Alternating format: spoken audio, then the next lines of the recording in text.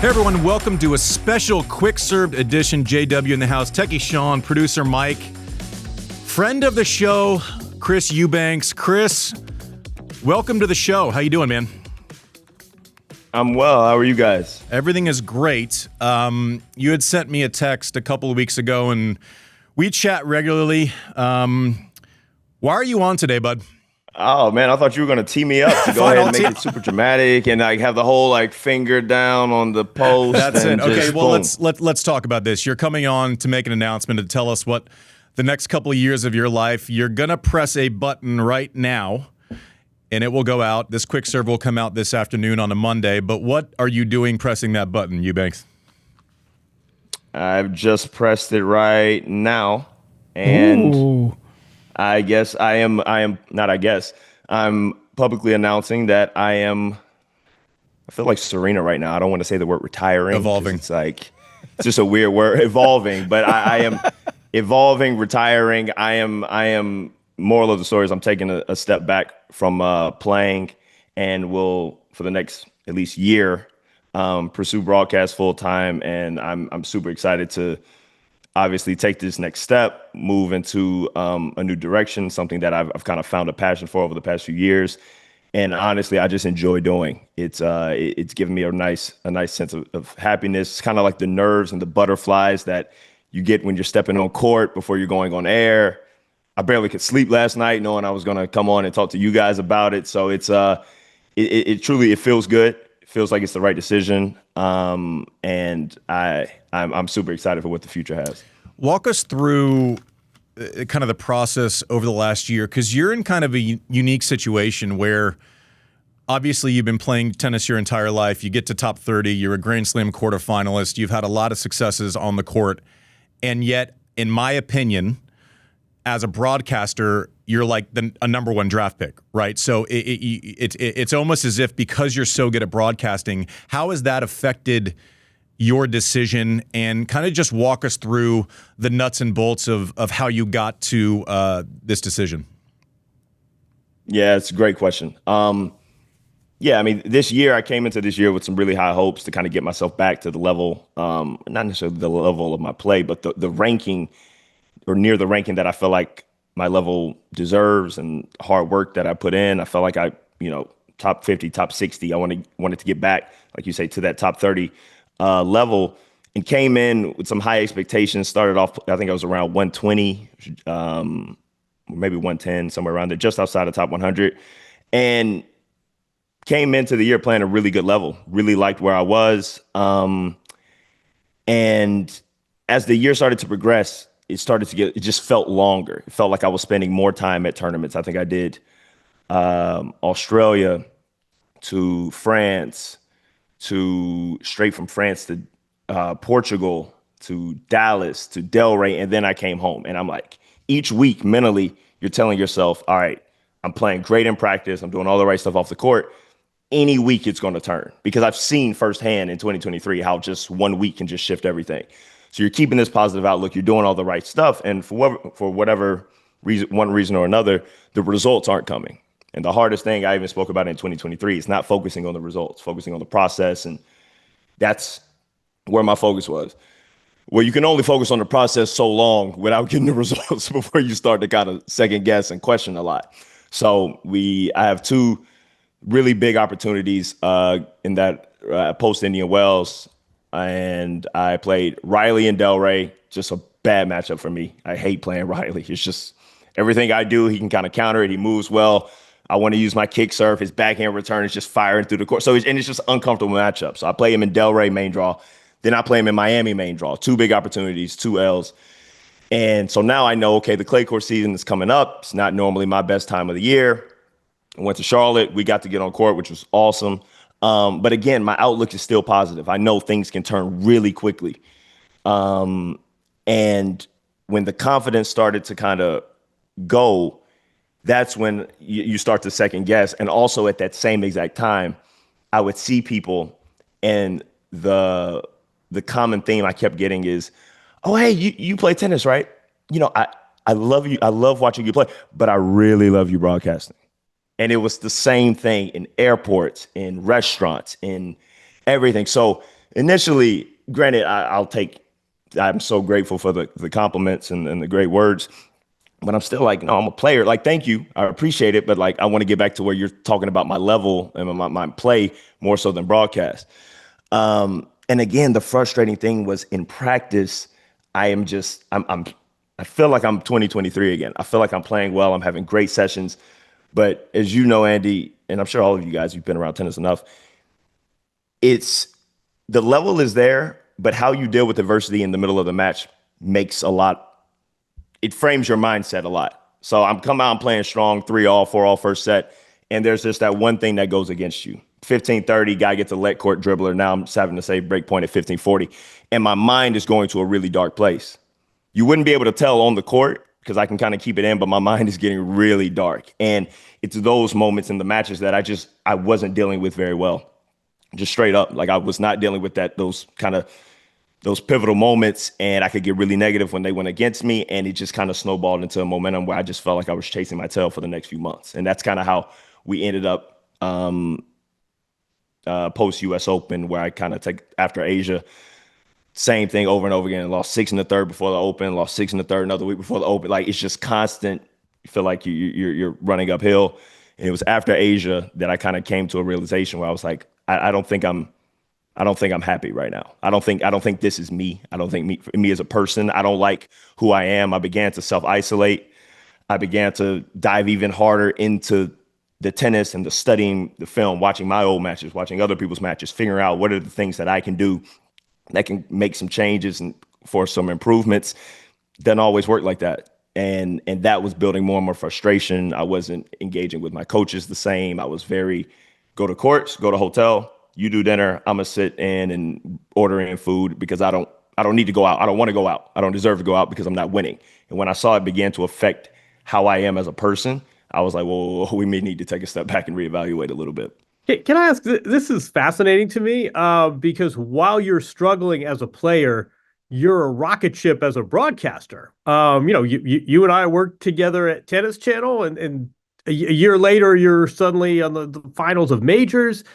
What was the interplay between your tennis career and also spending so much time around the sport in production meetings, watching matches? It's kind of, I don't know if we've ever had a situation like this where you're trying to, your career's going one direction and the broadcasting is going the other. What was the interplay between the two of them? Yeah, it's I tried to do as good of a job as I could to keep the tennis the first and the most important thing, because I realized that you only have a certain amount of time physically to play professional sports. So I always wanted to make sure that's the first and the most important thing that I am focusing on.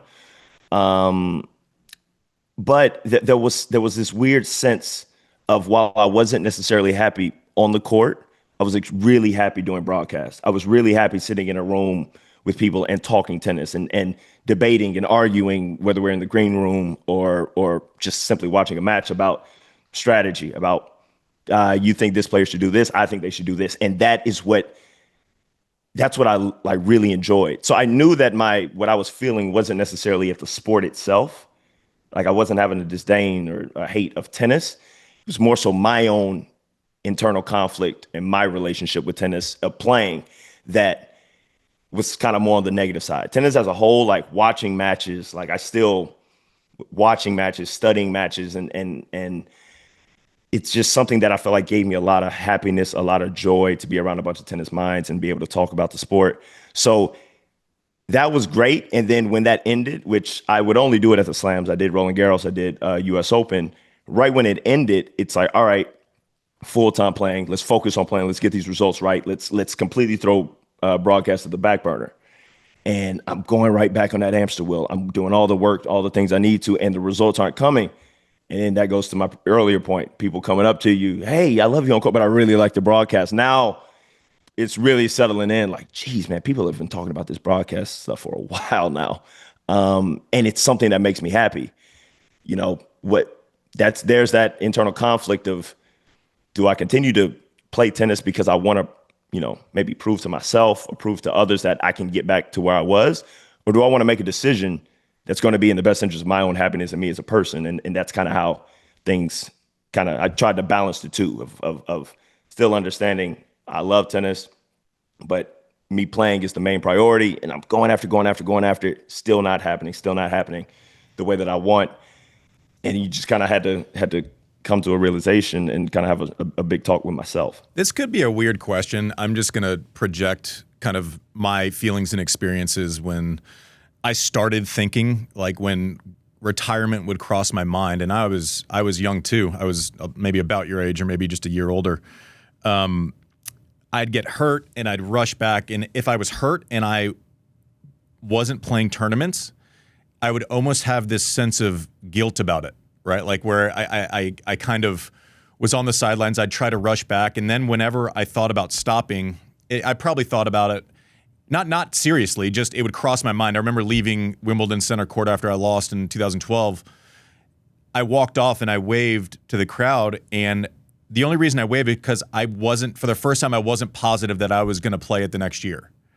And I only thought about it when I was walking from my chair, and I had this sense of almost like guilt about it. Did you have any guilt, rightly or wrongly, about, okay, I'm in Australia, I lost, but I'm still going to stay here to do this other thing while everyone else is leaving and going on to the next thing? How did you kind of work that dance between, okay, I'm going to stay in Paris for 2.5 full weeks while doing TNT's coverage, while everyone else is going to get on grass or to go do other things, even though pragmatically it's the right decision. Everyone understands taking opportunity when it presents itself. I always say I think the sport chooses you a lot of the time, and broadcasting has certainly chosen you.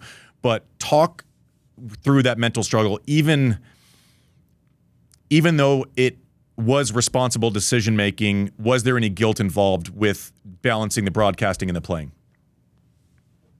Not really. Okay. I would say I'm big in organizing. I'm big in planning. So when these things came up about opportunities to do Australia and have to stay another week, I formulated the rest of my schedule based on, okay, I may be sacrificing a week here, so I have to be willing to play an extra week here.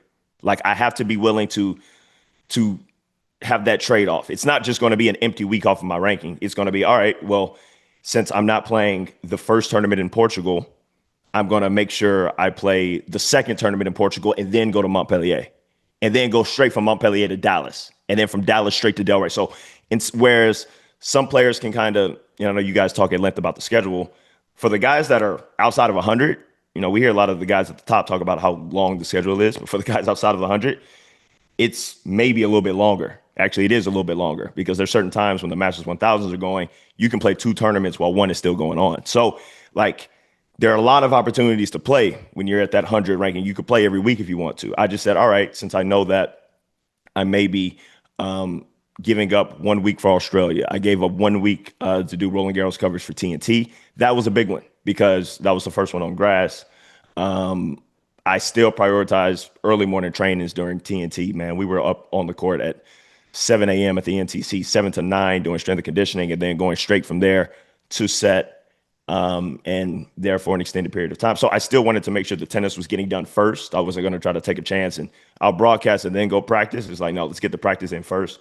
Rest of the day, let's focus on that. And so that first week, I think it was Birmingham on the grass was the week that in theory, was a sacrifice week because it was on grass. Second week of Roland Garros, I wasn't there. But I played Newport right after Wimbledon. So like, I'm adding in I'm trying to make it match up to where I'm not really sacrificing weeks. Maybe that Birmingham week was a sacrifice, but because I had planned it out far enough in advance and I knew what was coming, my coaches knew, we were all on the same page. Hey, this is what I want to do. This is a great opportunity. Everyone was super supportive as long as I continued to do the work and play the other weeks. And no, never really came up as an issue for me. How walk through, and obviously this is like crazy interesting for the reasons we're talking about with the broadcasting versus the playing and kind of that offset. To Jon's point, I don't know that I kind of remember this with a player. Mac kind of slid into the booth right after he stopped. I don't know how much of a factor that was. But let's focus on the tennis for a second. You do something your entire life. You're around it. Your relationships are built by this sport. Walk us through kind of this set emotionally if we take the broadcasting and the fact that you have something to look forward to, which is not always the case when people stop. right? So I think that's a huge advantage for you. And that, you know, I've talked to a million players where it's like, okay, what now? You know the what now, but talk through just kind of, hey, listen, I'm not a pro tennis player right now, right? This is not what I'm dedicating my life to. And I know this is fresh. I know you've been kind of noodling it. We've talked about it over the last couple of weeks a little bit, but just kind of talk through, is it sadness? Is it joy? Is it gratitude? Is it all of those? Is it a big tent of emotion? Yeah, man. Great question. I'm so happy. I can't tell you how happy I am. Like it's going to sound so weird. Initially, I think you mentioned about guilt. The guilt that I felt in the beginning was that I'm 29 years old. This was only 2 years ago that I was playing some of the best tennis of my life. And I feel like objectively, when I watch myself now and I notice myself in practice, I'm a better tennis player now than I was then. Then things were just kind of happening and I was swinging. It's like, I think I understand the game better now. So the guilt is like, man, you're 29. You have time. Like I've seen guys like Jan-Lennart Struff have his career year at 30, you know, first time I think at 32, then again at I think 35, if I'm not mistaken, mid 30s. So another big guy, powerful game. I'm like, it's not too late. But I had to take a step back and say, would I continue to play because I feel like I'm supposed to, because this is what I've always done? Or am I doing it to prove to other people that I can get back there? Like if that's the reason that I'm playing, that's not a good enough reason. Like it has to be me internally wanting to get back. It can't be outside motivation of being, I want to make sure everyone knows that I can get back there. It's like, I don't really care about that. How am I feeling? And when I kind of had to reframe my perspective and say, all right, take yourself back to a kid in Atlanta who didn't really know if you were going to be a pro. A kid who used Jameer Jenkins and Donald Young's hand-me-down rackets all the way up until college. I never traveled international for a tournament. I never played a match on clay until Roland Garros in 2018. Like, I didn't do fitness until my freshman year of college. Like, all of these things, when I had to reframe my perspective and say, dude, you are so fortunate that you even had a sniff of what you've been able to accomplish. Like you're like beyond my wildest comprehension, my 14 to 15-year-old self. You said, hey, you can go to Georgia Tech, and I ended up playing for 3 years. But if you told me I'd have a college scholarship to play Division I tennis and would be top 10 in the country, I'd say, job well done. Like that's incredible. To then flip that to, I turned pro. I got to play in all the majors. I've won challenger titles. I remember watching the USCA pro circuit as a kid, watching these challengers going, man, like, doesn't look that glamorous, but it'd be cool to win a challenger. Like, I remember winning my first challenger match, and then I have however many titles now, like 4 or whatever it is. Like, wow, that's crazy. Main draw to US Open. Wow, that's crazy. Like, each of these things I've been able to accomplish, reframing the perspective of saying, go back to 14-year-old self. Would you be upset or disappointed in yourself that you didn't do more? Or could you have that appreciation that the fact that it happened in the first place is way stronger than any feeling of sadness or despair that you didn't do it again? It's like, dude, I was so lucky to do it the first time. I was so lucky that the dream 3 weeks of my life aligned perfectly to allow me to keep those points for the Olympics the next year. It's like so many things had to align so perfectly.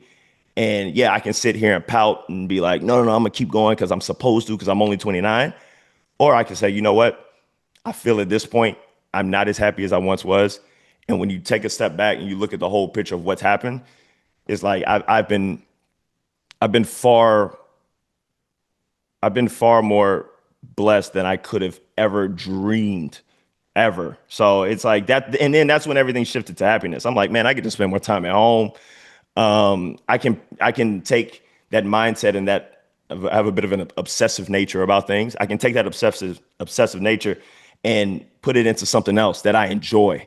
And I can wake up every day and be excited about, this is what I want to do. How can I get better at this? I'm still following matches. I'm still, watching matches and even now probably being a bit more obsessive and diligent about jotting down notes about players and matches. So I have things to refer to when we get into broadcast next year. Like, it's just, I can take all of the things and the skills that tennis taught me and throw it into something else that I'm super happy about. And I honestly, I couldn't be happier. But keep going with that. I think that's a really interesting point as you transition. There is there's no scoreboard in broadcasting. There's no 52-week rankings. There are no playing 100s and then trying to make a tour event. Have you thought about how you are going to self-assess next year? Someone as goal-oriented as you, how are you going to judge success? Yeah, that's tough. It's tough. And I've had some conversations with friends who know, and even my agents. And there is this weird feeling because for so long, my idea of success and failure was predicated on the score. You knew when you walked on the court whether or not you won or lost. You could also say if you lose but you play really well, hey, it's a positive sign. But you have some type of metric that you can always revert to say, okay, that was good, that was bad.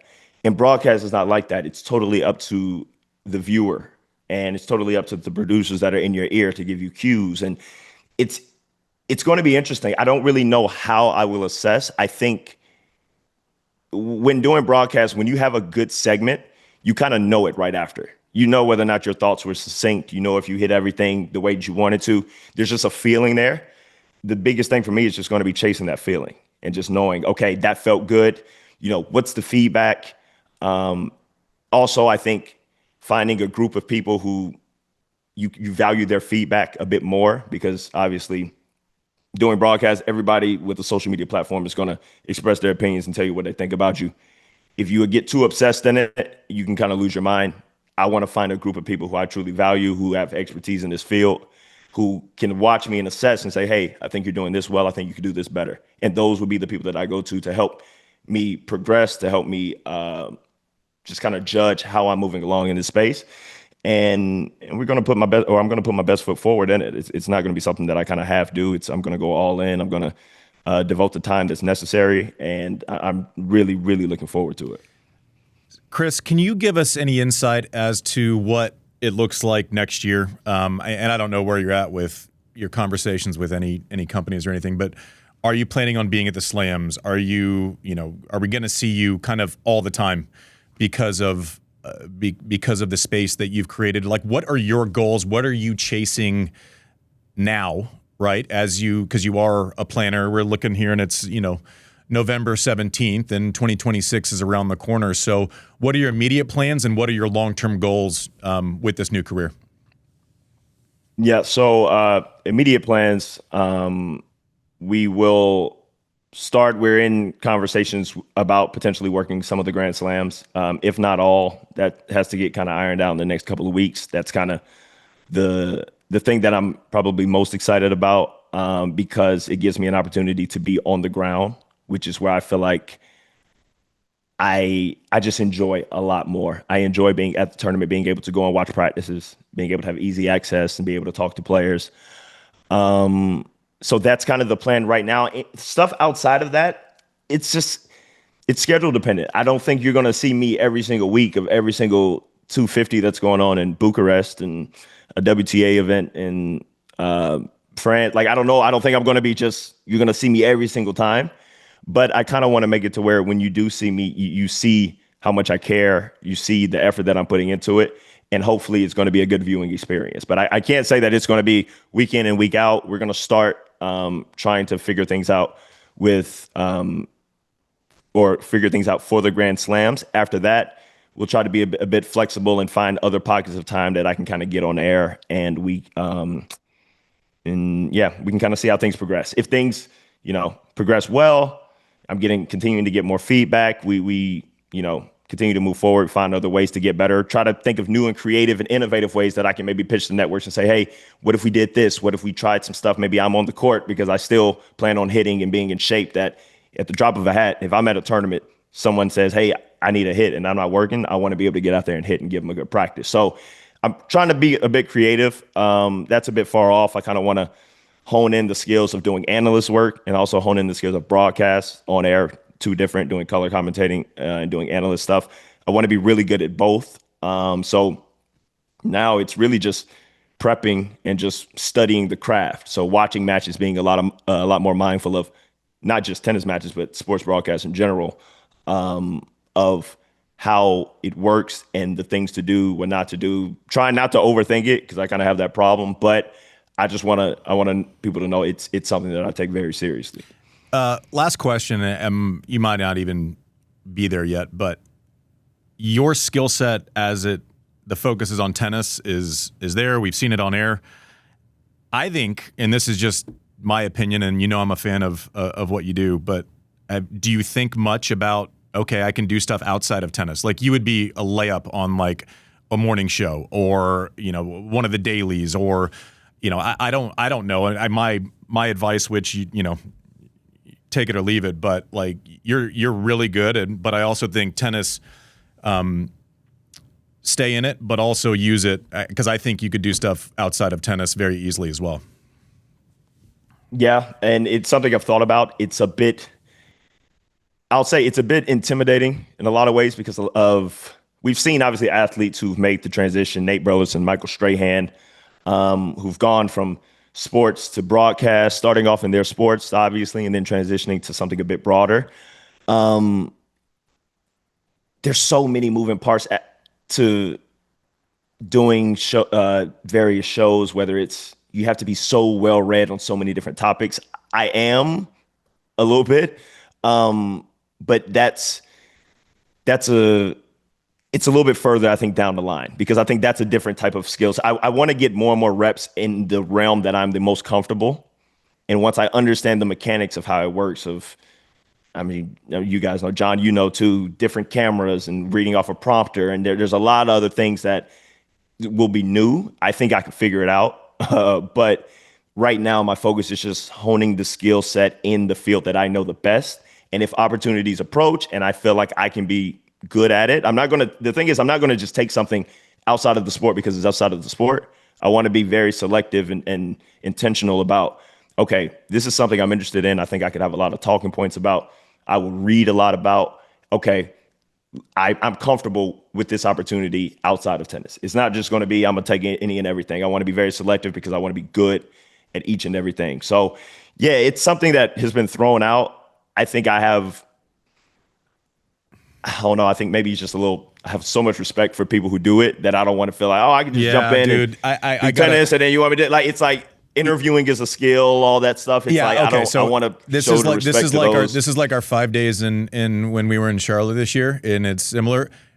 Don't overthink this. You're great at it. You're really, really great at it. If the opportunity comes, don't think yourself out of any opportunity. That's my humble advice. One thing I was thinking as you were talking through your the 14 or 15-year-old version of yourself, and there's one part of that I think you left out. 14 and 15, you talked about, hey, listen, on the tennis front, I won, challengers, I won on tour, I was able to do this. That would have blown my mind. How about proposing this to the 13 or 14-year-old version of yourself? I became good enough at tennis that I was able to create a bridge to the next 20 or 30 years of your life, and that might be something that I'm just hoping for. But that is something to be very proud of. Let's use all these gifts and the rackets that were handed down to me by Donald and Jameer and, all these opportunities, and to parlay that into 40 years of tennis as opposed to just, 8 or 9 years, that's a big step that not everyone gets to. So as you're telling that story, I would allow yourself to modify that a little bit. Yeah, this is great. And the thing about that, because I did think of that and I go, that's kind of what life is about. Not to get too deep here, but it's like, each stage of life is supposed to elevate you and lead you to the next, to the next, to the next, to the next. And whether it's a job or, hobbies or passions, you're looking to elevate and get better and move on into the next stage of life. And it's like, wow, my dad putting a racket in my hand at 2 years old, while maybe I was short-sighted and saw, a college scholarship. Okay, maybe pro tennis. You saw a college scholarship at 2 years old? I was trying not to shit my pants. Well, I think it was more so my dad telling me that he was not paying for college. So it was kind of like, if you're going to college, you got to figure it out. Understood. But yeah, it leads to the next thing. And now, to your point, this thing, that moment has now gifted me an opportunity to kind of branch, to remain in the sport for as long as I want, but also a whole world has opened up because of that. And I'm, again, I think it just goes back to that gratefulness and just that feeling of gratitude that I have. Well, good, man. I hope selfishly that that this means we can get you on Served a little bit more often, because I know people love hearing from you, and especially when we have, especially in this vertical where we can expand on thoughts for minutes and not seconds. I'm just happy because you seem content. You seem very happy. You've left the door open enough to where if you get that itch, you can go back in. But I just think this is a great decision for you. I'm happy that you have. It doesn't seem like it's super heavy. That's not easy. And it has to be nice to stop tennis and step right into the next thing, Chris. So, friend of the show, man, we're all happy for you. I can't wait to see what the next chapter is, bud. Thank you. I'm super excited. I look forward to being on a little more, being able to talk with you guys. Yeah, we're in a good space. Cheers, Banksy. Go check those replies.